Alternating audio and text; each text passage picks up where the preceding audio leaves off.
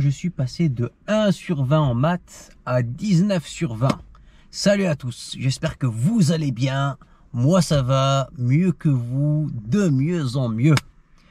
Comment est-il possible de passer de 1 sur 20 en mathématiques à 19 sur 20, faire un saut quantique et passer de cancre à un télo?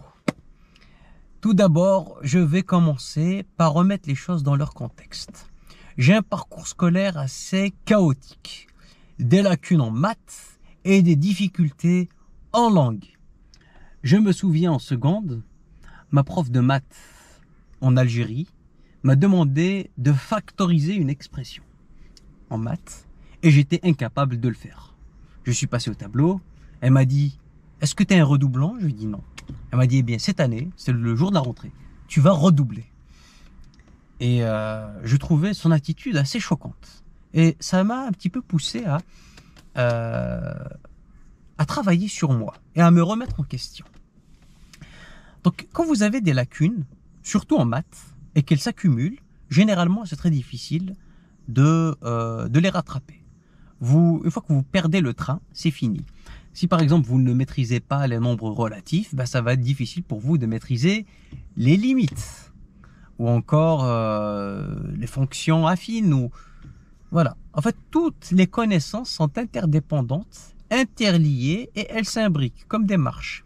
Donc si vous avez du retard, commencez par la base. Toujours commencer par la base. Voilà. Toujours commencer par les choses les plus simples. Et petit à petit, vous allez remonter le niveau. Voilà. Le problème de langue aussi ne m'a pas aidé. Une personne, alors mes cours étaient en français, je parlais pas très bien français. Donc, une personne qui est nulle en français, ben, ne pourra pas comprendre tout simplement les consignes. En arabe, on dit « Fahm su'al yusawi nisful jawab ». La compréhension de l'énoncé équivaut à la moitié de la réponse. Voilà. Et en plus, au-delà de cet aspect-là, le langage précède la réflexion. On apprend d'abord à parler, ensuite on apprend à réfléchir. Une personne, plus elle a un vocabulaire riche, plus sa pensée sera sophistiquée. Et inversement. C'est pour ça, si vous avez des enfants, apprenez-leur à parler comme des adultes. Ne leur apprenez pas le langage de bébé, quoi. Bonjour, bibi, baba, etc. Vous arrêtez immédiatement. Sinon, cela va avoir un impact négatif sur le développement du cerveau de l'enfant, sur ses connexions neuronales, etc., etc.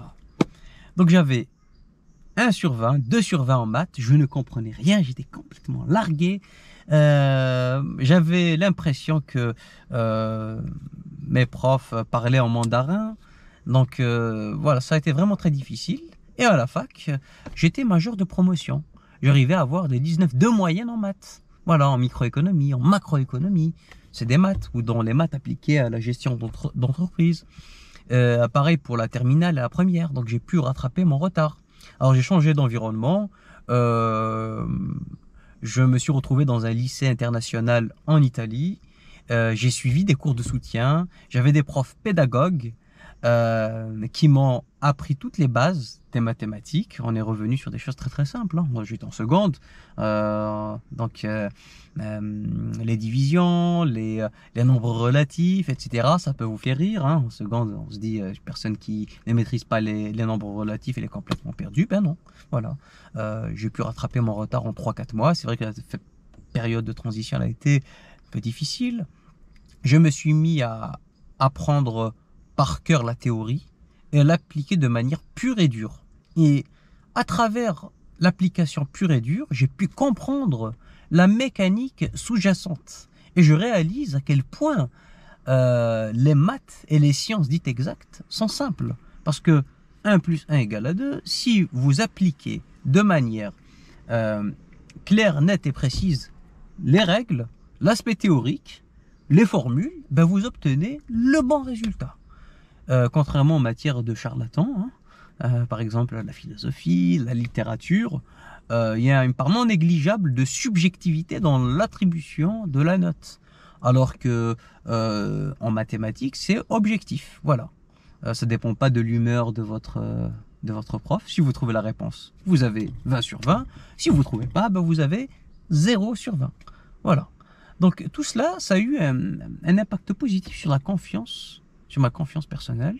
Ça m'a permis vraiment d'exceller dans d'autres matières aussi, dans l'économie, la physique. Bon, après j'ai suivi un cursus ES, donc j'avais plus de physique ni de sciences hein, en terminale, mais ça m'a vraiment ouvert beaucoup de portes.